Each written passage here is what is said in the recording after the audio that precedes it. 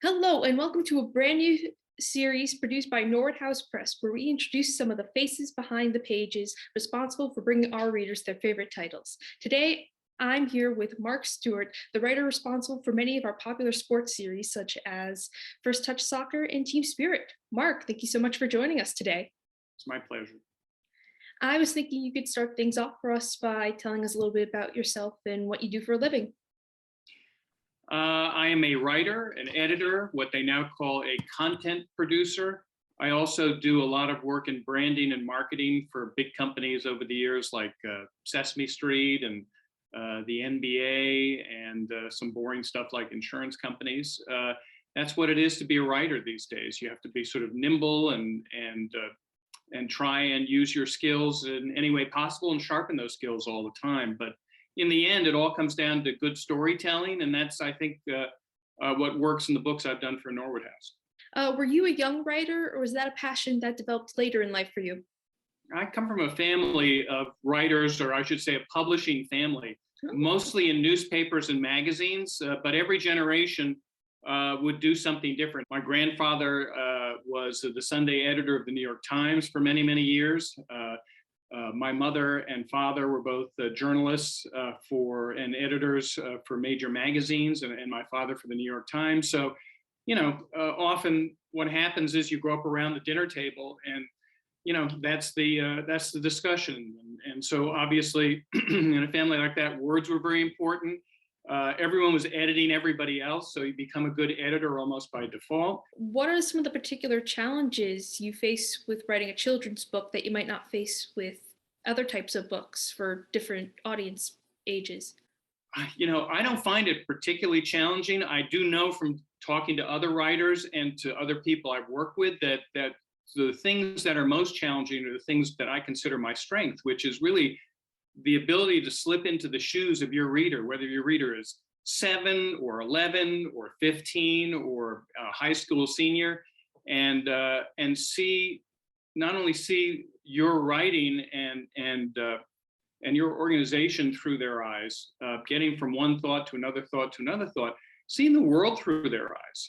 What are they capable of understanding and putting together, and what things do you really need to help them put together?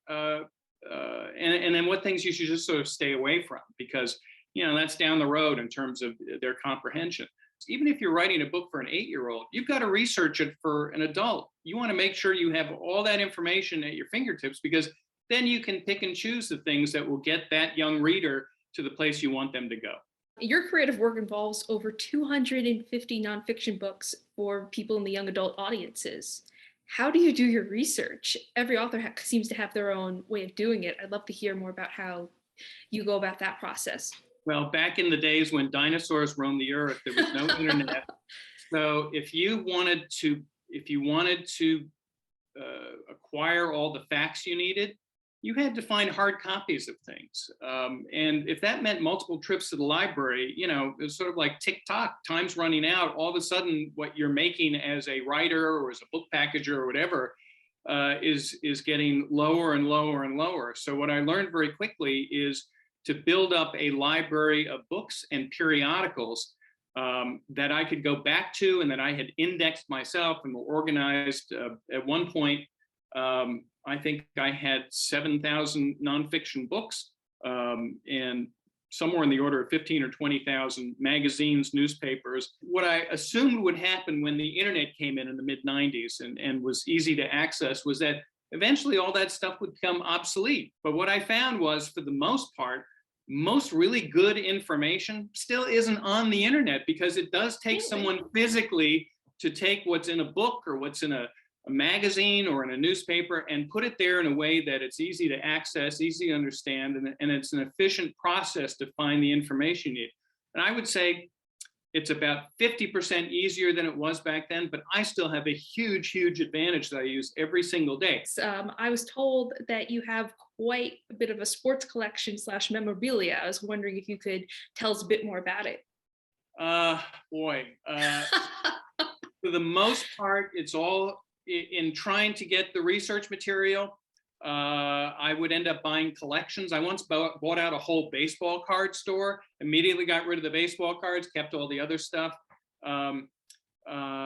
In educational books, you have a little bit of leeway in terms of what you can use as images. So I think a lot of books I did for Norwood House, and hopefully will continue to do, are very different than when you open them up and then you open up a similar book from another publisher.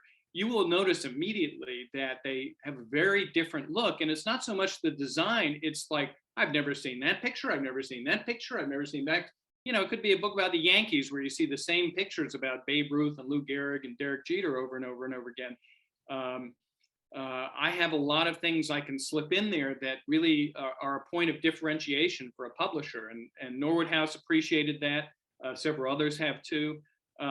So in the process of acquiring this stuff, some things did stand out at me, and I kind of tack them up on the wall. A lot of people have framed jerseys and stuff that's signed. That's really not what I'm into. I like stuff that I can look at each one of these things and tell you the story or tell you what's happening, or sort of infer from what's happening why it's a good photo or an interesting photo, and or painting or print or whatever. And I just get a lot of pleasure from looking at it. You can, and I will say this to other writers, if they have a collection of something, or they have a specific knowledge, encyclopedic knowledge in something, if you have some either tangible asset or intellectual asset that separates you from the pack, you can certainly talk to a publisher and try and build a book or build a series around, this thing that not only makes you different, but then if it's done correctly, will make them different.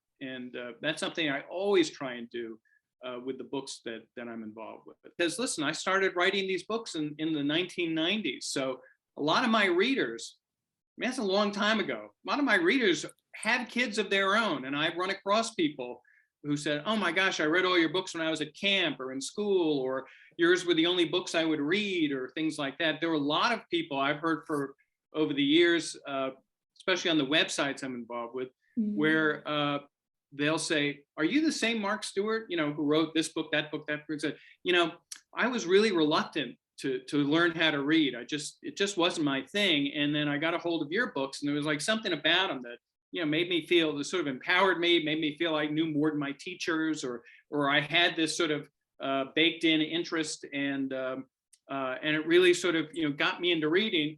And then I started reading other books, and here I am, a graduate of this university or that university or something like that. So those are always fun to get. You like to think you leave this earth having made some sort of an impact, and it's nice when people actually tell you that. I'm really happy to hear that you get so much positive feedback from your readers. Do you interact with them often? Like, in what ways do you interact with your readers is the question I meant. Well, I mean, I prefer to deal with kids in school. A lot of schools have sort of write the author programs, I guess you would say. It's an exercise really in letter writing, not so much in. And what I found is relatively few authors answer those letters or those emails. I answer all of them if I can, and very often I'll take something, if I can find it, that was in the book that they mention, if they do mention a book specifically, and tuck it into the envelope and say, hey, I used this in the book you mentioned. I thought you'd like to have it for your collection. And boy, when that letter comes back to their school, they're like the big celebrity. It's like all the other kids are like, damn it, why didn't I write that guy? You've worked in this industry for over 3 decades, as you mentioned a little bit. So that means you must have noticed children's books trends, and especially educational trends and things like that. Are there any trends you're noticing now that you're liking or disliking? Anything noteworthy at the moment for you? You have kids who basically are programmed to interact with the screen as opposed to a printed page. Okay, you can't just ignore that and say, look, you have to do this stuff, you have to work this way. If there is some way to kind of take that into consideration, to make them see the book as possibly a launching pad for something else they do on the screen, then I think that's been done constructively. And I don't know that it's been done in a really, really good way. I mean, unfortunately, I think in a lot of places, and maybe this is true, especially in underserved areas where where my guess is there's even more screen time on a percentage basis, that books are the things that you have to do when you're forced to get off the screen. So right away, you're sort of, got two strikes against you, to use a sports term. Is there a way of establishing that books are a starting point for all the stuff to make you better or smarter or more interested in what you're going to get on a phone or a computer or whatever the device is going to be next year, the year after that? I don't know that we have. One of the things I really, really appreciate about working with Norwood House is that, when you're writing a nonfiction book, especially in sports, where every year there's another season, there's a whole new set of numbers, the guy changes uniforms, whatever. It's, those books are in a sense kind of like tombstones, right? Yeah. Once they're done, they're done. And everything that happens after that is not going to be in that book. So what I'd been lobbying for a long time, and which Norwood House actually did, was, if you've got a 48-page book, I always thought the 49th page should be something online, something interactive, something that was always current and up to date. So at the end of many of the sports books, especially the ones about teams, it said, we couldn't fit everything into this book. A book has a finite amount of space. If you are really interested in the Chicago White Sox, go to Team Spirit Extras or Norwood House Press, and you can continue to follow that team. So some of these books were published in 2011, maybe 2010. I mean, quite a while ago, almost 10 years ago. I'm sort of making a guess here, maybe 2014. But you can get to the end of those books as a young reader, and instead of saying, well, what happened next? Because that's the way kids think. If they're reading a nonfiction book, what happened next? You're not writing about the Alamo where you know what happened next. This is an ongoing thing. It's very organic, a sports book. So at the end of these books, it says, if you're still interested, if you want to see all the stuff we couldn't fit in this book, go online and find this stuff. So I think that was a really, really smart next step towards wherever the future is, for this partnership between, paper and screens. This actually makes me curious about you as a kid, Mark. Was there a book or book series that you remember having particular influence on you or being particularly engaging, possibly even a series you took out of the library more than once? I like biographies a lot. I always thought that the really good biographies are ones that spent a lot of time, a lot of honest time, talking about a famous or accomplished person when they were your age, whatever age that was. And I felt like that connected me. And then I had sort of a vested interest in seeing how it came out, because all of a sudden now all the things that they achieved or the problems they solved, or the famous events they were involved in, all those, it made you feel like you could, that could be you.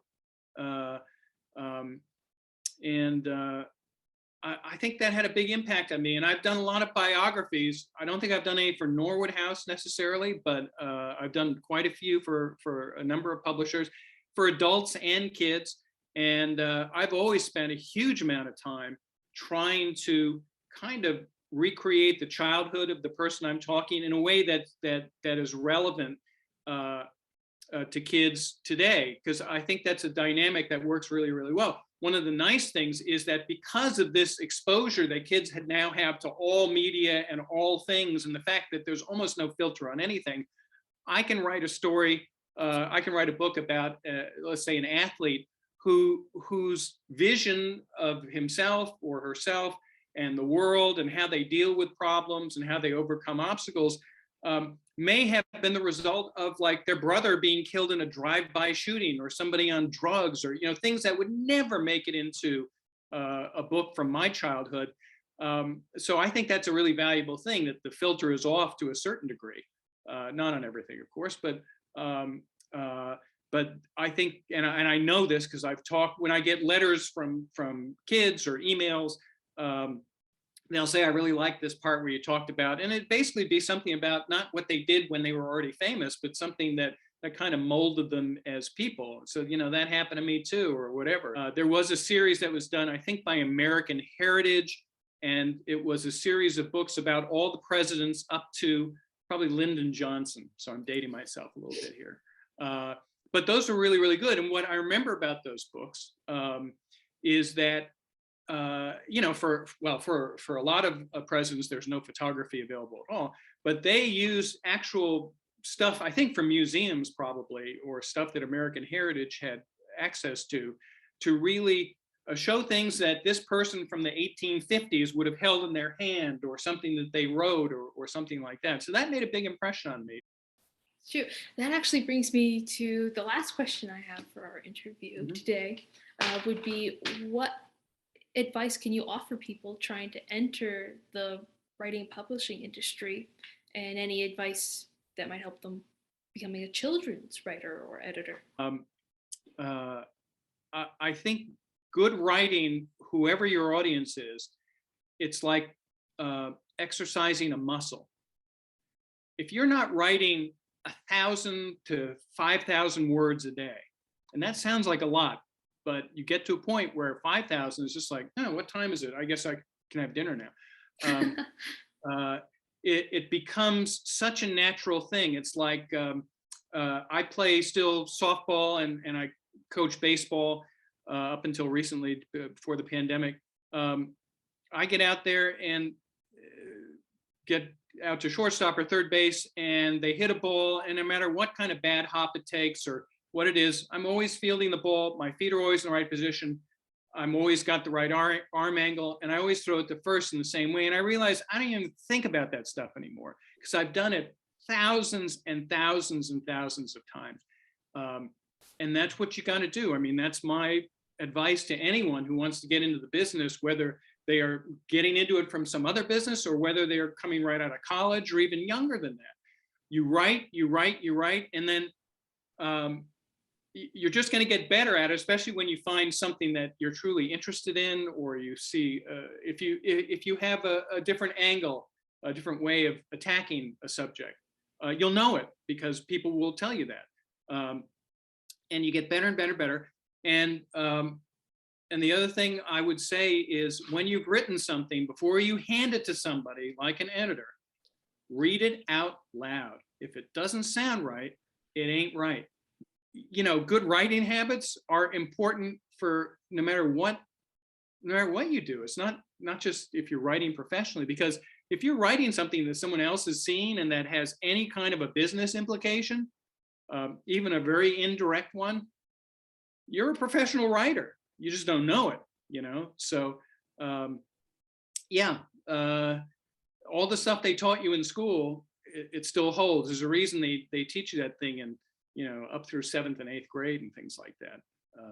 Anyway, and if they're teachers who look at this, they'll understand exactly what I'm saying, and hopefully it'll give them another way to convey to their students to pay attention and get this right now, because if they're going to do it the rest of their life, it's going to have a negative impact if they can't, put together a paragraph or something.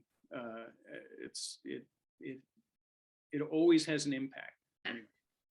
Absolutely. I'm afraid that's all the time we have for today, Mark. Thank you again so much for joining us today and telling us about all this. It's been truly a pleasure. Good. Well, me too. And, I love what your company does. And I think this series is going to be very, very interesting, very helpful to people who look at it, hopefully from young readers all the way to teachers, parents, librarians, things like that. So good work, great work. And that's it. Yeah, absolutely. For people interested in learning more about books Mark has written for Nordhaus Press, look in the links in the description of this video below. Thank you again for watching, and look out for the next episode. Bye-bye. Okay.